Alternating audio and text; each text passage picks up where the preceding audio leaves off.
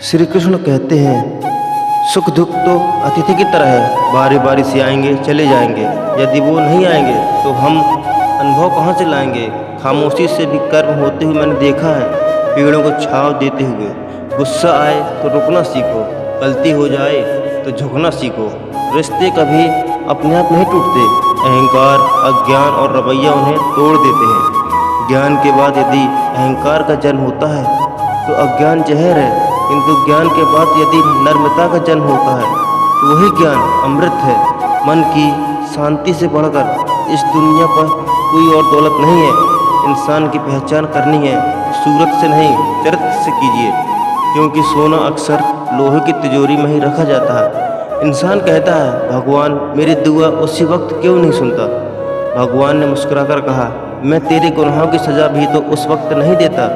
दुनिया की हर चीज़ ठोकर लगने से टूट जाती है, एक कामयाबी है जो ठोकर खाकर ही मिलती है। इंसान इसी कारण से अकेला हो जाता है क्योंकि वह अपनों को छोड़ने की सलाह गैरों से लेता है। मेरे दोस्त मुझसे कहते हैं तुम बहुत भोले हो, इसीलिए लोग तुम्हें लूट कर चले जाते हैं। लेकिन मैं उनसे हंसते हुए कहता हूँ मुझे लूटने वाले के तो सिर्फ 2 हाथ हैं, लेकिन मुझे देने वाले के 1000 हाथ हैं। कुछ नहीं मिलता इस दुनिया मेहनत के बगैर। मेरा अपना साया भी मुझे धूप में आने के बाद मिलता है। ज़िंदगी की किताब में धैर्य का कवर होना ज़रूरी है, क्योंकि वही हर पन्ने को बांध कर रखता है।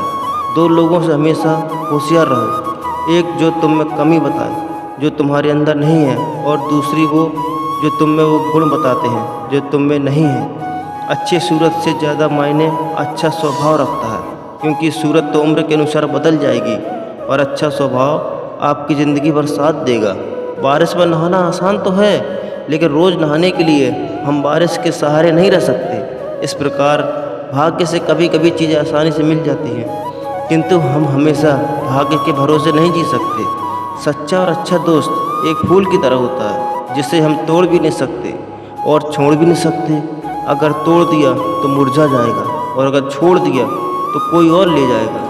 दिल के सच्चे लोग भले ही जीवन में अकेले रह जाते हैं, लेकिन ऐसे लोगों का साथ भगवान जरूर देते हैं। श्री कृष्ण कहते हैं गुरु और सड़क दोनों एक समान होते हैं, खुद वहीं रहते हैं और दूसरों को मंजिल तक पहुंचा देते हैं। अपनों से बस उतना ही रूठो कि आपके बात और सामने वाले की इज्जत बरकरार रहे। चेहरे की सुंदरता आँखों में उतरती है और स्वभाव की सुंदरता दिल में। हम अच्छे थे, अच्छे हैं और अच्छे ही रहेंगे। फिक्र वो करे जो बोलते कुछ है, करते कुछ है, दिखते कुछ हैं और होते कुछ हैं। अच्छा वक्त सिर्फ उसी का साथ देता है जो कभी किस बुरा नहीं सोचता। किसी को इतना भी हक मत दो कि वो फैसला करे कि कब हंसना आपको है और कब आपको रोना है। अपने वो नहीं होते जो तस्वीर में साथ खड़े होते हैं, अपने तो वो होते हैं जो तकलीफ में साथ खड़े होते हैं। चेहरा चाहे कितना भी सुंदर हो, अगर जुबान कड़वी हो तो लोग मुँह फेर ही लेते हैं, क्योंकि जुबान की सुंदरता चेहरे की सुंदरता से कहीं ज़्यादा बढ़कर है। हर सूर्यास्त हमारे जीवन एक दिन कम कर देता है, लेकिन हर सूर्योदय हमें आशा भरकर एक नया दिन दे जाती है। इसलिए सदैव बेहतर की उम्मीद करें। यदि कोई आपसे दूरी बनाना चाहता है तो ऐसा करने दीजिए, नहीं तो आप उससे जितना नज़दीक होने की कोशिश करेंगे वो उतना ही दूर जाता जाएगा।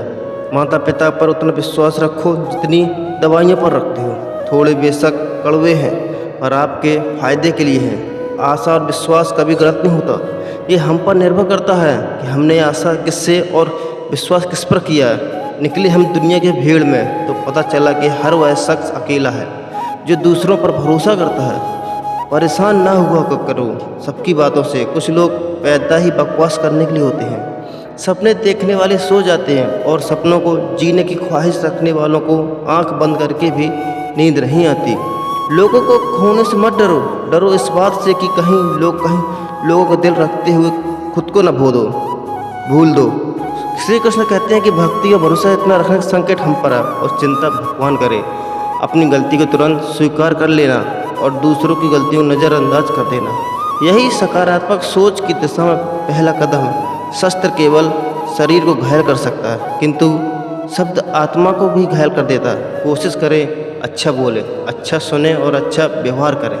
अच्छी नसीहतों का असर आजकल नहीं होता, क्योंकि लिखने वाले और पढ़ने वाले दोनों ही यही समझते हैं कि ये तो दूसरे के लिए है। मुझे पागलों से दोस्ती करना पसंद है क्योंकि मुसीबतों में कोई समझदार काम नहीं आता।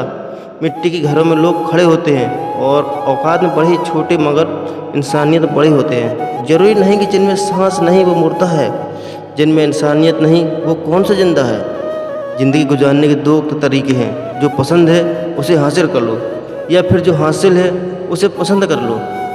दो लोगों को ज़िंदगी में कभी नहीं भूलना चाहिए, एक जिसने तकलीफ़ दी हो और जिसने वो तकलीफ़ में साथ दिया हो। रंग में भी इतने रंग कहाँ जितने रंग बदलते हैं आजकल के इंसान। संस्कार किसी विश्वविद्यालय में नहीं मिलते, घर के माहौल में ही मिलते हैं।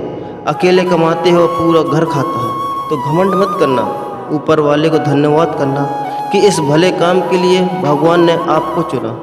दिल में वो जज्बा कुछ कर दिखाने का तो जलते दिए को भी आंधियों का डर नहीं होता। जो दिखता नहीं है वो बुनियाद होती है, वो चाहे ईश्वर हो, संस्कार हो या विचार। कभी सोचा है कभी पानी जुदा होकर मछलियाँ क्यों मर जाती हैं? क्योंकि उन्हें नहीं मालूम था कि किसी के नज़दीक ये पहले आदत फिर जोहरत फिर ज़िंदगी बन जाती है। भाषाओं का अनुवाद हो सकता है, भावनाओं का नहीं। कभी कभी कदर और एहसास के लिए ज़रूरी है कि कुछ वक्त उससे दूर रहा जाए। याद रखना, अक्सर वही लोग हम पर उंगली उठाते हैं जिनको हमें छूने की औकात ना हो। आजकल दुनिया में इंसान की कीमत उसके चले जाने के बाद पता चलती है। जब कोई व्यक्ति अपनी समस्याओं को आपके सम्मुख रखता है तो वह आप पर ईश्वर के जैसे संपूर्ण विश्वास रखता है। समय बताने वाले बहुत हैं और समय पर काम आने वाले बहुत कम। अपनी किस्मत को दोस्त कभी मत देना। आप इंसान बनकर पैदा हुए हो, ये किस्मत नहीं तो और क्या है। काश लोग समझ जाएं कि रिश्ते एक दूसरे का ख्याल रखने के लिए बनाए जाते हैं, एक दूसरे का इस्तेमाल करने के लिए नहीं। जो कदर नहीं करते उनके लिए लोग रोते हैं और हर किसी कदर करते हैं उन्हें लोग अक्सर रुलाते हैं। ये दुनिया वाले भी अजीब है। दुनिया तो आपके राह में पत्थर फेंकेगी, लेकिन यह आपके ऊपर निर्भर करता है कि आप इस पत्थर को कैसे इस्तेमाल करते हो। दूसरों पर वही पत्थर फेंक कर, ये अपनी कामयाबी का पुल बनाकर। ज़िंदगी में कभी भी निराश मत होना, क्या पता कल वो दिन हो जिसका तुम्हें बेसब्री से इंतज़ार था। किसी को कभी दुख मत देना, क्योंकि दी हुई चीज़ एक दिन 1000 गुना होकर लौटती है। वक्त के साथ सब कुछ बदल जाता है, लोग भी, रास्ते भी, एहसास भी और कभी कभी हम खुद भी। हर खोई हुई चीज़ ढूंढने पर मिल सकती है। विश्वास एक बार खो जाए तो क्या दोबारा मिलेगा?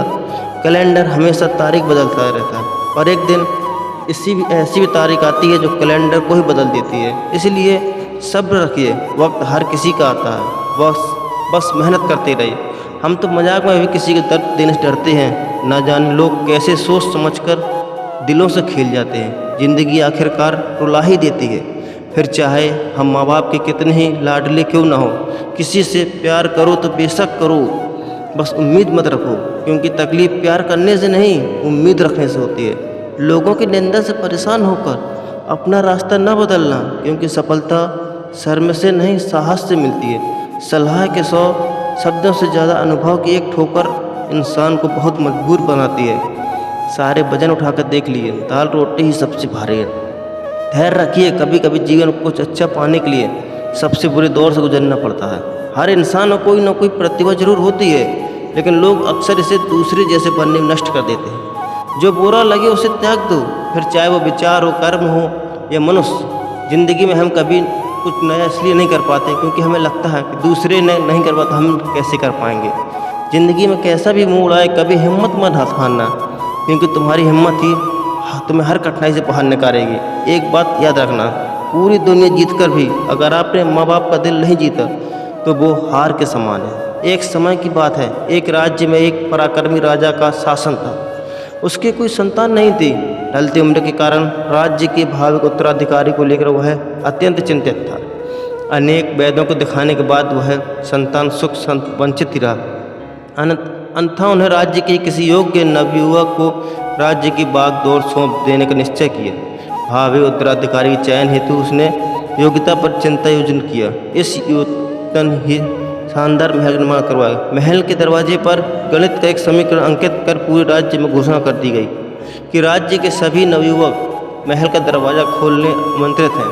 दरवाजे पर अंकित समीकरण हल कर दरवाज़ा जो खोलने में सफल होगा उससे मैं महल उपहार प्रदान किया जाएगा। साथ ही राज्य का उत्तराधिकारी भी घोषित कर दिया जाएगा। घोषणा के दिन से उस नवनिर्मित महल में नवयुवकों का तांता लग गया।